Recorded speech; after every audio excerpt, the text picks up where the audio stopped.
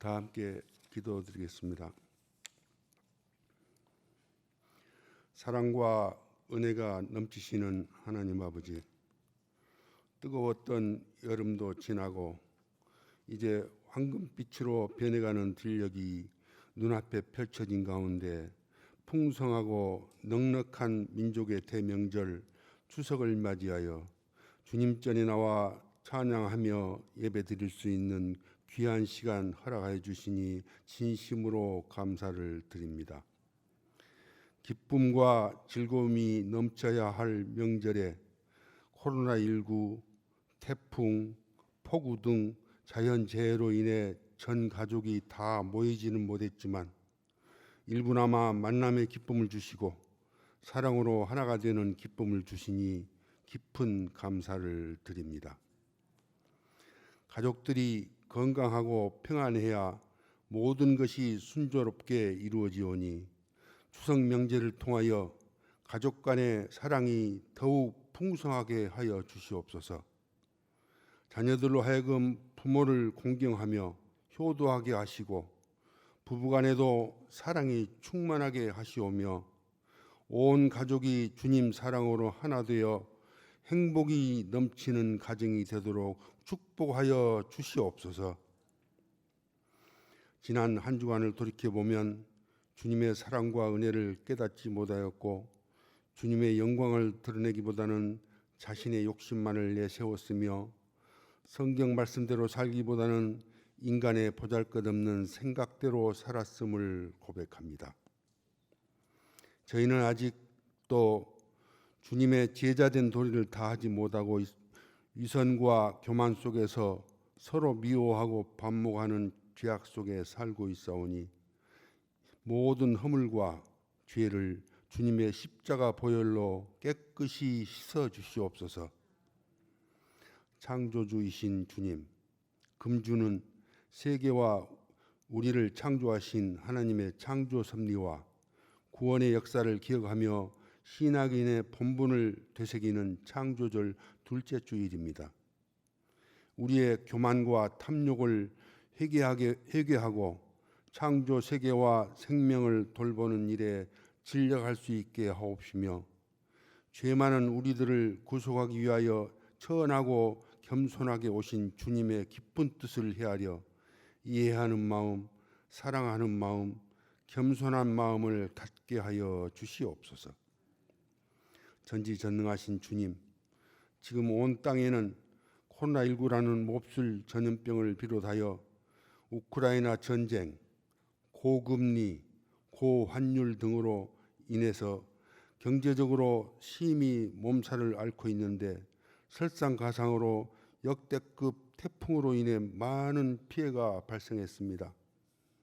전능하신 주님의 기적이 함께 하셔서 코로나19의 불안과 공포로부터 하루속히 해방시켜 주시고 우리 모두의 일상이 하루빨리 회복되게 하여 주시옵시고 어려워진 이 나라 경제를 하루빨리 회복시켜 온 백성이 행복하고 사랑과 평화가 넘치는 나라가 될 수 있도록 인도하시고 역사하여 주시옵소서. 이 땅에서 힘들고 어려운 가운데 있는 성도들에게 주님의 은혜가 가득하게 하여 주시옵고 희망을 버리지 않게 하시고 하늘나라의 새 소망을 가지고 살아갈 수 있게 하여 주시옵소서. 거룩하신 주님, 무진교회를 오늘날까지 인도하시고 사랑하여 주심을 감사드립니다. 그러나 저희들의 믿음이 너무나 부족하고 연약하여 주님께서 베푸신 은혜에 보답을 못하고 있습니다. 강한 믿음과 능력을 주셔서 전도에도 힘써 무진 성전을 가득 채울 수 있도록 인도하여 주옵시고 새로운 비전과 목표로 이 지역사회와 세계 선교에도 앞장서는 저희들이 될 수 있도록 힘과 능력을 허락하여 주시옵소서. 오늘 또 주님 성전에 나온 성도들과 여러 가지 사정으로 함께하지 못한 모든 성도들과 그 가정에 한량없는 축복을 내려주시고 건강을 허락하여 주시오며 주님 말씀대로 살아갈 때에 매사에 승리하게 하여 주시옵소서. 이 시간도 장관철 목사님을 통하여 증거되는 하나님의 말씀이 우리의 영혼과 육체를 치유하게 하시고 성도들의 모든 기도가 응답받는 복된 시간을 허락하여 주시옵소서. 예배드리는 모든 시간을 주님께 의탁하면서 예수 그리스도 이름으로 감사하며 기도드립니다. 아멘. 신약성경 31쪽 마태복음 19장 1절부터 15절까지 교독하겠습니다.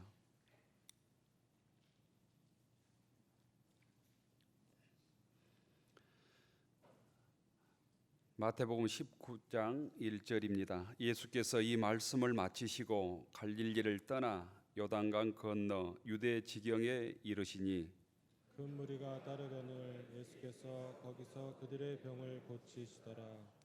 바리새인들이 예수께 나와 그를 시험하여 이르되 사람이 어떤 이유가 있으면 그 아내를 버리는 것이 옳으니이까.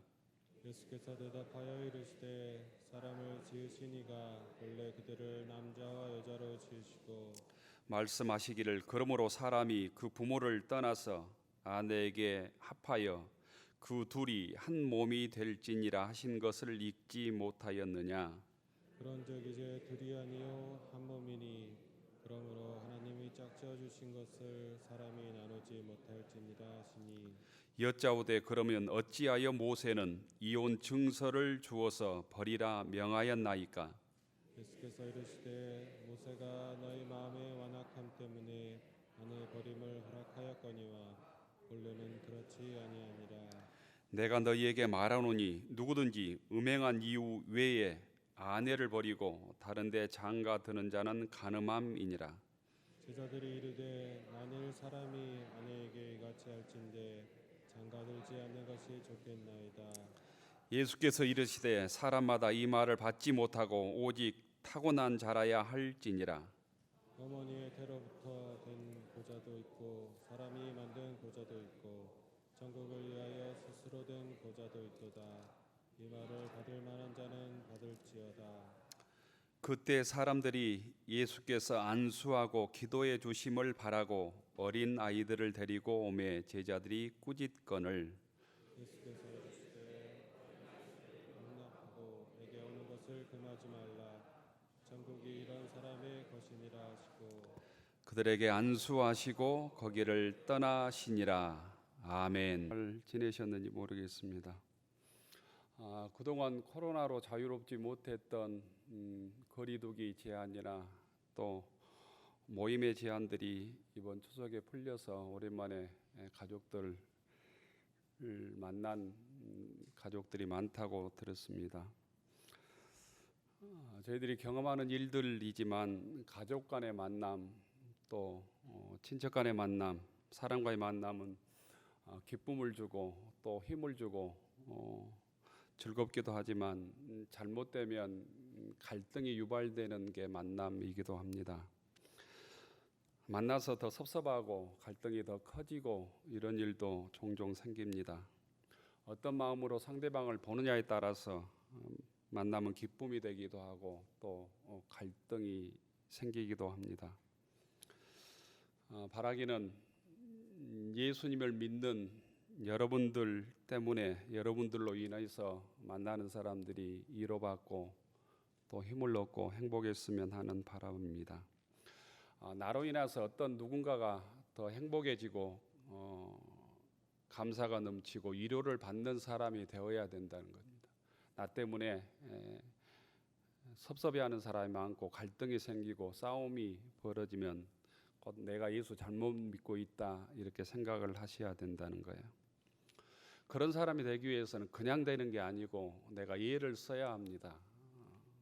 참기도 하고 은혜도 베풀고 사랑도 나누고 신앙적으로 보면 내가 은혜가 충만할 때 은혜가 다른 사람들에게 번져갑니다.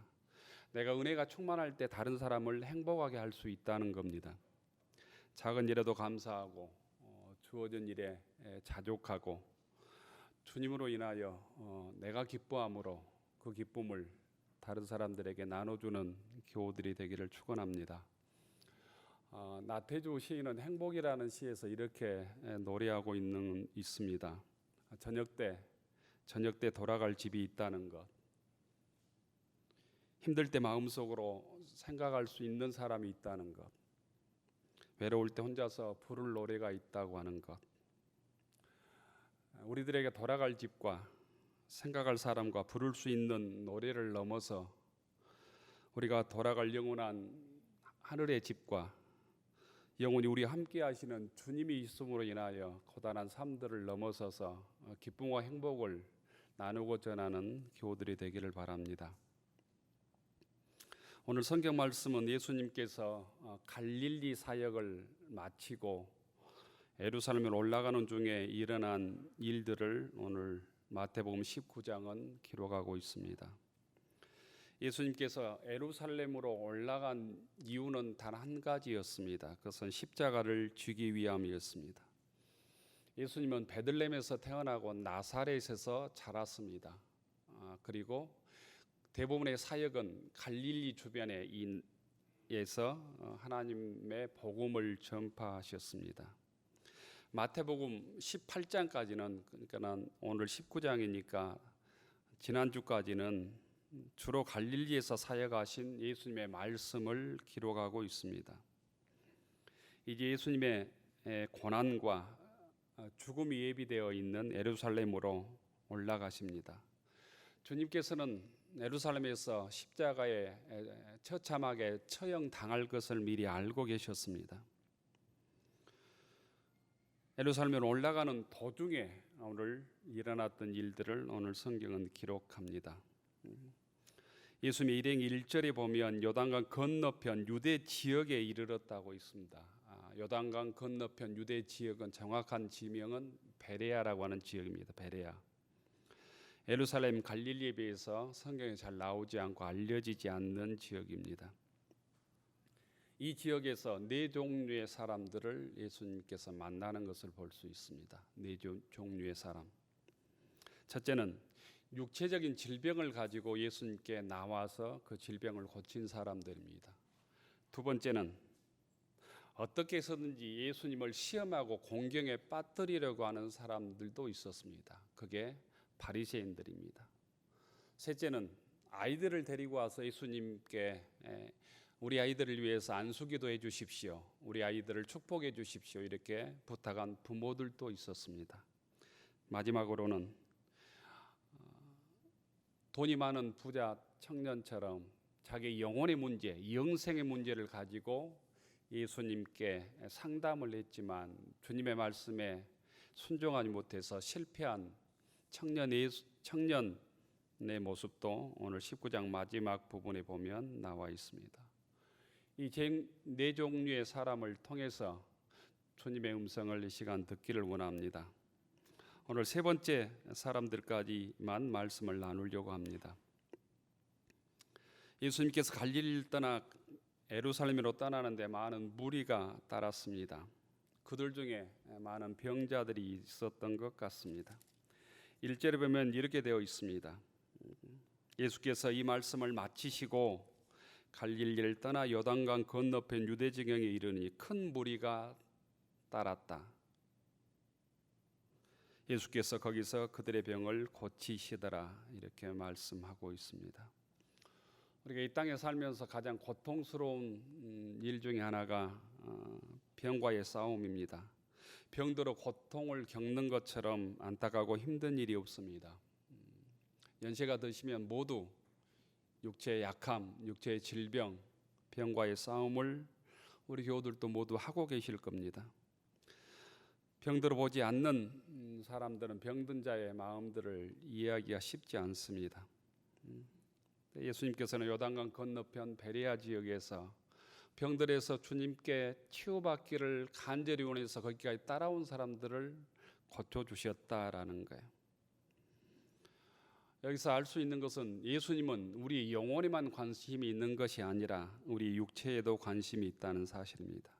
주님께서는 우리의 몸과 마음과 육체가 건강하기를 원하신다는 거예요. 곧 주님은 하늘나라에 우리 영혼에만 관심이 있는 것이 아니라 우리의 구체적인 삶에도 관심이 있다는 것입니다. 그래서 병든 자의 몸을 고쳐 주셨습니다. 육의 질병을 주님께서는 치료하시는 데도 관심이 있고 주님께서는 우리의 육의 질병을 치료할 능력이 있다고 하는 사실을 믿을 수 있기를 바랍니다. 구약 성경에 보면 그래서 하나님을 치료의 하나님, 나파의 하나님이라고 고백하고 있습니다. 여러분들의 모든 육의 질병이 주님의 어루만져 주심으로 성령의 치유하심으로 치료받는 은혜가 있기를 주의 이름으로 축원합니다. 육이 치료받고 더 중요한 것은 주님께 쓰임 받는 일이 더 중요합니다. 질병이 치유받고 그 건강한 몸으로 죄를 짓고 산다면 병든만 못하게 되는 것이죠. 내 육체가 지금 건강하다면, 내 정신이 건강하다면, 주님께서 건강을 주시고 물질을 주셨다면 그 건강과 물질을 가지고 어떻게 살아야 되는가를 생각하는 사람이 신앙인입니다. 주님께서 왜 이렇게 나의 질병을 고쳐주셨는가, 건강을 주셨는가, 다른 사람보다 더 강건하게 하셨는가를 생각하셔야 된다는 거예요. 그 건강을 가지고 세상에 정욕을 쫓고 욕심을 쫓아 죄와 짝하는 교우들이 한 사람도 없기를 바랍니다. 두 번째는 예수님을 따라왔던 사람들 중에 예수님을 시험하고 예수님을 모함하기 위해서 따라왔던 사람도 있습니다. 그게 바리새인들입니다. 3절에 보면 바리새인들이 아주 단도직입적으로 이런 질문을 합니다. 예수께 나와 그를 시험하여 이르되 어떤 사람이 어떤 이유로 그 아내를 버리는 것이 옳으니까? 바리새인들이 예수님께 나온 목적은 은혜 받기 위함이 아니었다는 것입니다. 반대로 예수님을 시험하기 위해서 나왔던 사람들입니다. 예수님께 나온 동기가 예수님을 시험하기 위해서입니다.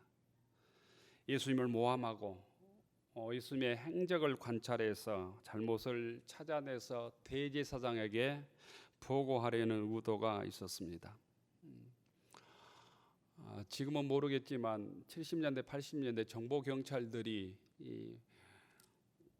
많은 민주인사들을 미행해서 그것들을 보고하고 요즘에 문제되는 무슨 밀정이라고 하는 얘기, 무슨 경찰국장 임명의 과정 여러 가지 얘기를 듣지 않습니까? 수없이 많은 소위 밀정 비슷한 정보 경찰들이 우리의 삶을 지배했던 시기가 있었습니다. 대제사장에게 보고하기 위한 바리새인들의 이런 모습들이 그와 비슷합니다. 그런 시대가 끝나서 감사하지만 교회도 혹시 이런 마음으로 교회에 나와서는 안 된다고 하는 교훈을 우리가 얻게 됩니다. 이런 마음으로 교회에 찾아오고 이 자리에 앉아 있는 사람들이 없기를 바랍니다. 우리도 잘못하면 은혜 자리에 있지 아니하면 나도 모르는 사이에 바리새인의 자리에 앉기가 아주 쉽습니다. 많이 배운 자일수록, 교회를 오래 다닌 사람일수록, 성경에 대해서, 기독교에 대해서, 신앙에 대해서 안다고 자부할수록 바리새인의 자리에 유혹이 나에게 있다고 하는 사실도 우리가 깨달아야 합니다. 저로부터 교회를 비판하고 교회의 흠을 잡고 교회의 부정적인 것에만 관심이 있는 사람들이 이런 사람들입니다. 교회의 부족함을 찾기 위해 쓰는 사람들입니다. 불행한 사람들이죠. 어떻게 하면 은혜 받을까? 그런 관점이 아니라 어떻게 하면 흠을 찾을까? 바리새인들의 모습이었습니다. 교회 허물을 찾고 성도 허물을 찾고 목회자 허물을 찾기 위해 예배에 나오는 성도들이 없기를 바랍니다. 성도는 우리는 예배 시간에 주님께 관심을 두어야 합니다. 주의 말씀에 관심이 있어야 합니다. 예배에 은혜 받는데 우리가 관심이 있어야 합니다. 성도는 예배를 드림으로 하나님의 뜻을 깨닫고 하나님의 음성을 듣는데 집중할 때 우리의 삶이 변하고 내 영혼이 변하고 내 인생이 변하는 것이, 시험 들기 위해서 교회에 나오는 것이 아니라 은혜 받기 위해서 이 자리에 간절한 마음으로 예배드리는 교우들이 되기를 축원합니다. 성경은 영과 진리로 예배할지라 이렇게 말씀하고 있습니다. 영과 진리로 예배드리는데 집중할 때 주님의 뜻을 깨닫고 주의 은혜를 받게 되는 것이죠. 바리새인들이 예수님을 시험하기 위해서 질문했을 때 예수님께서 이런 답변을 합니다. 3절에 보면 간단하게 얘기하면 이유가 있으면 아내를 버려도 됩니까? 이런 질문입니다. 이유가 있으면 아내를 버려도 됩니까? 무엇이든지 이유가 있으면 남편이 아내를 버려도 됩니까? 이유 있으면 이혼하는 것이 합당합니까? 이런 것입니다. 예수님의 말씀은 한마디로 안 된다는 것입니다.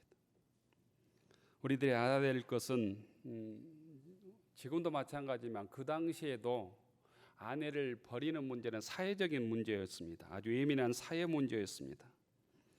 예수님 시대의 바리새인들은 두 파로 나누어서 아내를 버리는 일, 여자를 버리는 일에 대해서 입장을 달리하고 있었습니다.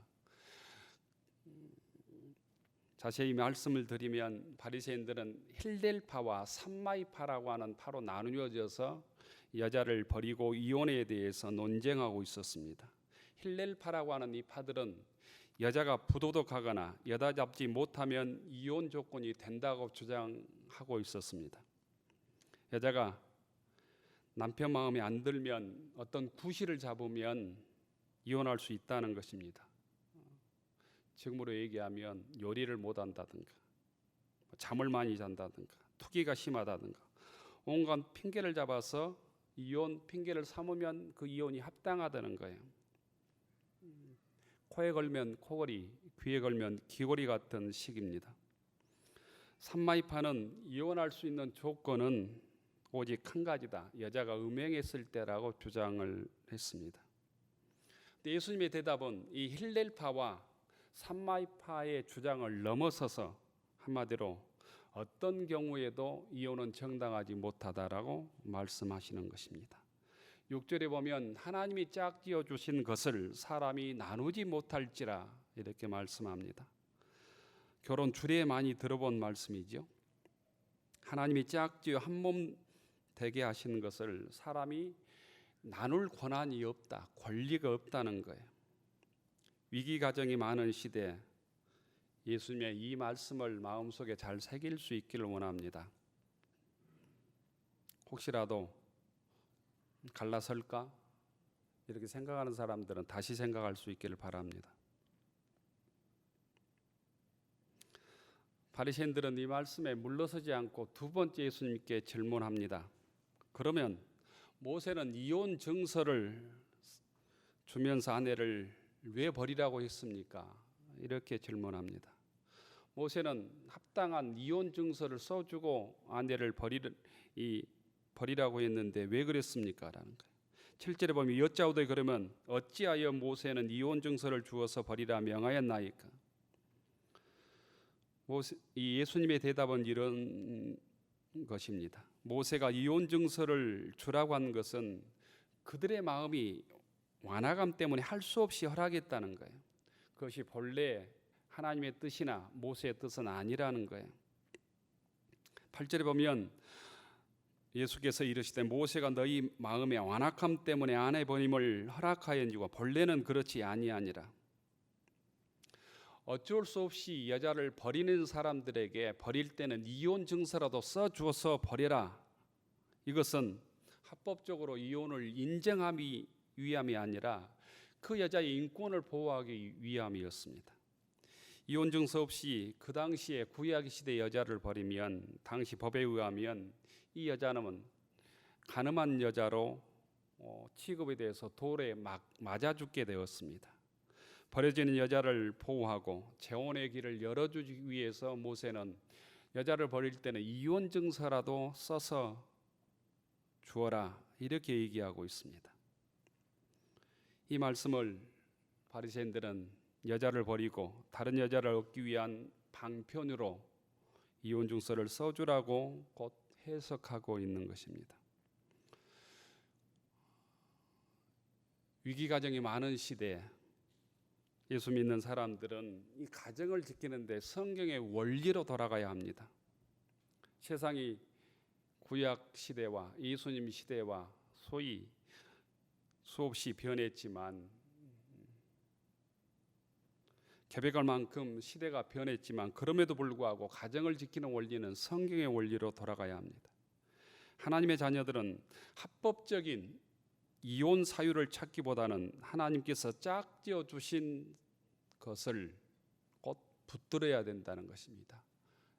우리 인간의 힘으로 나누어서는 안 된다고 하는 주의 말씀을 붙들어야 된다는 거예요. 부부는 하나이고 한 몸이라는 사실입니다. 한 몸을 이룬 자가 나눌 수 없다는 것이 주님의 가르침입니다. 혹시 남편이나 아내가 성적인 실수를 했다 할지라도 그것이 이혼의 조건이 되어서는 안 된다는 것이 주님의 가르침입니다. 그것보다는 가정을 지키는 것, 하나님께서 우리의 가정을 짝지어 주셨다는 것을 믿음으로 받아들이는 것이 더 크다는 거예요. 더 근본적이라는 거예요. 하나님께서는 부부가 하나 되기를 원하시고 그 가정이 믿음의 공동체로 나아가기를 기대하고 계심을 우리가 잊지 않아야 합니다. 교우 여러분, 가정이 파괴되는 이 시대, 우리는 가정의 소중함을 다시 기억해야 합니다. 믿음의 가정을 세우기 위해서 힘쓰고 기도해야 합니다. 복된 믿음의 가정을 위해서 세상의 유혹들, 세상의 즐거움을 물리치고 바르게 신앙을 지키는 일에 힘써야 합니다. 복된 믿음의 가정을 통해서 주시는 하나님의 한량없는 은혜를 우리가 놓쳐서는 안 된다는 의미입니다. 예수님께 나온 세 번째 종류의 사람들은 아이들을 축복해 주기를 바라는 부모들입니다. 아이들을 데리고 온 부모들이 있었습니다. 이런 부모들처럼 아름다운 부모를 사람들을 찾기도 쉽지 않습니다. 대부분의 사람들은 자신의 문제, 자신의 질병의 문제, 자신의 삶의 문제를 가지고 주님께 나왔지만 이 부모들은 자녀들이 예수님의 복을 받기 위해서, 예수님의 안수기도를 받기 위해서 나왔습니다. 이 부모들은 자녀들의 신앙을 위해서 주변 사람들의 핍박에도 굴하지 않고 예수님의 안수기도를 간청합니다. 13절에 보면 그때 사람들이 예수께서 안수하고 기도해 주심을 바라고 어린아이들을 데리고 오매 제자들이 꾸짖거늘. 자녀들 데리고 온 목적은 예수님께 안수 기도받게 하기 위함입니다. 주님께서 우리 아이 머리 위에 손을 얹고 기도해 주시기를 바라는 부모의 마음이 곧 아름답기 그지없습니다. 내 자녀가 예수님의 복을 받는 아이가 되기를 바라는 마음, 주님의 성품을 닮아가기를 바라는 부모의 마음, 내 자녀가 주님의 사랑받는 아이로 성장하기를 바라는 마음, 주님께서 자녀뿐만 아니라 부모에게 복을 줄 수 있는 마음들이죠. 신앙의 부모들이 자녀에게 줄 수 있는 최고의 복, 최고의 축복은 자녀에게 믿음을 심어주는 것입니다. 주님의 사랑을 체험하게 하는 일입니다.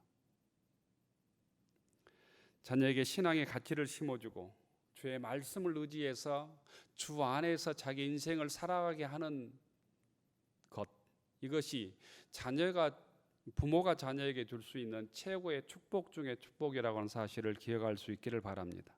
이것이 최고의 영적 유산입니다.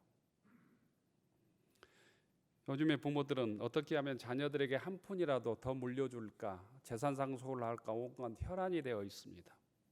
악착같이 수전호처럼 부모들이 재산을 모으는 이유를 보면 결국 마지막에 자녀에게 상속하기 위함입니다. 재벌들은 자녀들에게 어떻게 편법으로 불법으로 상속할까 온갖 혈안이 되어 있습니다. 하지만 신앙의 유산들을 상속하고 물려주는 데는 너무나 저희들이 게을러 있습니다. 그래가지고는 우리의 자녀들이 신앙의 복을 받기 힘들겠다 이런 생각합니다. 교우 여러분, 오늘 성경에 예수님의 말씀처럼 자녀들을 용납하고 자녀들의 허물을 주의 사랑으로 덮기를 바랍니다. 또한 자녀들이 예수님께 다가갈 수 있도록 신앙의 길로 인도하는 부모들이 될 수 있기를 바랍니다. 자녀들이 주님의 은혜를 받을 수 있도록 인도하고 교회 문턱을 자주 드나들고 주의 말씀을 가까이 할 때 주님께서는 그 자녀들에게 은혜를 베풀어 주실 것입니다. 저는 요즘 교회 학교에 아이들이 줄고 있어서 걱정입니다. 또한 교회 학교 어린이들을 위해서 헌신하려는 선생님들이 없어 안타깝기도 합니다. 교회 학교 담당 부교육자를 모시지 못해 교사들에게 죄송하고 염려가 큽니다. 정말 기도하기는 우리 교회 학교 어린이들로 가득 차서 시끄러운 교회 학교 어린이들로 가득 찬 행복한 교회가 되기를 바라고 함께 이 일에 기도하고 헌신하는 믿음의 교우들이 되기를 바랍니다. 14절에 보면 천국은 이런 사람의 것이다 이렇게 주님께서 말씀합니다. 새 번역은 하늘나라는 이런 어린이들의 것이다 이렇게 번역을 했습니다. 천국은 어린 아이와 같다는 것입니다. 어린아이와 같은 사람들의 것이라는 거예요. 어린이의 여러 속성 중에서 여기서 말하려고 하는 것은 곧 의존성이라고 저는 생각합니다. 곧 어린이는 부모를 의지하고 선생님을 의지하는 것처럼 곧 주님을 온전히 어린아이처럼 무지할 때 그들에게 곧 하늘나라가 주어진다. 그들이 곧 하늘나라의 주인공이다라는 거예요. 어린이는 자기 한계를 단박에 깨닫고 부모나 선생님을 의지하는 것처럼 신앙인은 주님을 의지하는 사람이라는 거예요. 세상을 의지하고 돈을 의지하고 자기 육을 의지하는 사람이 아니라 주님을 의지하고 말씀을 의지하는 사람이라. 우리가 부족할지라도 주님을 의지하고 말씀을 의지함으로 성령의 충만한 능력을 의지함으로 승리하는 교우들이 되기를 바랍니다. 교우 여러분은 어떤 모습으로 주님께 이 시간 나왔습니까? 질병을 치료해 주시기를 바라는 사람들의 마음으로 나오셨습니까? 아니면 예수님을 시험하기 위해서 나온 바리새인의 모습으로 여기에 앉아 계십니까? 아니면 자녀를 축복해 주기를 바라는 간절한 부모들의 마음으로 이 자리에 앉아 계십니까? 교우 여러분, 주님께 나와서 자신의 질병을 치유해 주시기를 간절히 원했던 사람들처럼 문제를 주님께 내어놓고 해결해 주시기를 우리가 이 환자들처럼 주님께 기도하기를 바랍니다. 바리새인처럼 예수님을 시험하거나 교회 시험거리를 찾기 위해서 주님 앞에 나오는 성도가 한 사람도 없기를 바랍니다. 그런 유혹들을 이겨내고 어떻게 하면 은혜 받을까, 어떻게 하면 바르게 주님의 복을 받을까, 신앙생활할까 결단하는 교우들이 되기를 원합니다. 또한 어린이들을 데리고 주님께 찾아왔던 부모들처럼 우리의 자녀들이 주님께 안수기도를 받고 복을 받는 자녀들이 되도록 우리의 자녀들이 주님을 만나도록 애쓰는 믿음의 교우들이 되기를 축원합니다. 어린아이같이 겸손하고 깨끗한 마음으로 주님을 의지함으로 죽음 후에 천국의 복이 아니라 이 땅에서부터 천국의 복을, 하늘나라의 복을 누리고 주님과 동행하는 무진교회 교우들이 되기를 축원합니다. 기도하겠습니다. 은혜로우신 하나님, 저희들에게 어린아이 같은 깨끗하고 겸손한 마음을 주셔서 천국의 주인공이 되게 하시며 하늘나라를 누리며 이 땅에서 살아가게 하옵소서. 또한 저희들이 부모들이라면 주님께 안수기도를 간절히 바랐던 부모들처럼 우리의 자녀들이 주님을 만나고 주의 은혜를 깨닫고 믿음으로 살기를 간절히 바라는 부모들이 되게 하옵소서. 은혜로우신 하나님, 그리하여 이 신앙의 유산이 자녀들에게 흘러넘치게 하시고 복된 믿음의 가정으로 주님께서 예비하신 은혜와 복을 누리는 무진교회 교우들이 되게 하옵소서. 예수님 이름으로 기도 올리옵나이다. 아멘.